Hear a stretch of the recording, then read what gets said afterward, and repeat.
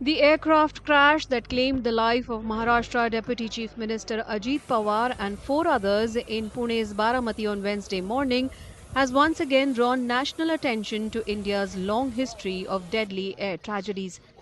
Over the decades, several political heavyweights and prominent public figures have lost their lives in plane and helicopter crashes, many of them while traveling on official or political assignments.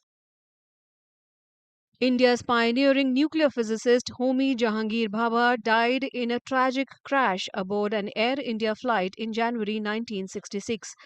The plane crashed into Mont Blanc in the Swiss Alps due to a miscommunication with Geneva Air Traffic Control.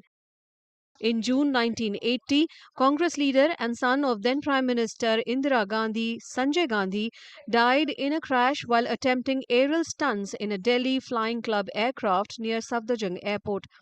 The plane lost control and crashed. Senior Congress leader Madhav Rao Sindhya, himself a former civil aviation minister, died in a plane crash in September 2001 while en route a political rally in Kanpur. Lok Sabha Speaker and Telugu Desam Party leader GMC Balayogi died in a chopper crash in March 2002 when the private helicopter carrying him plunged into a pond in the Krishna district of Andhra Pradesh. More recently, former Gujarat Chief Minister Vijay Rupani was killed when an Air India flight to London crashed at Ahmedabad airport in June last year. All but one of the 242 passengers and crew on board the Boeing Dreamliner, along with more than 20 people on the ground, were killed in the crash. Former Andhra Pradesh Chief Minister Y.S. Rajashekara Reddy died in September 2009 when his helicopter crashed in the dense Nallamala forest due to bad weather.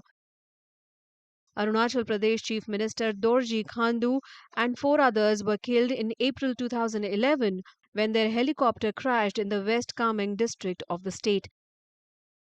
In 2021, the nation mourned the death of India's first Chief of Defence Staff, General Bipin Rawat, in a chopper crash near Kunnur in Tamil Nadu.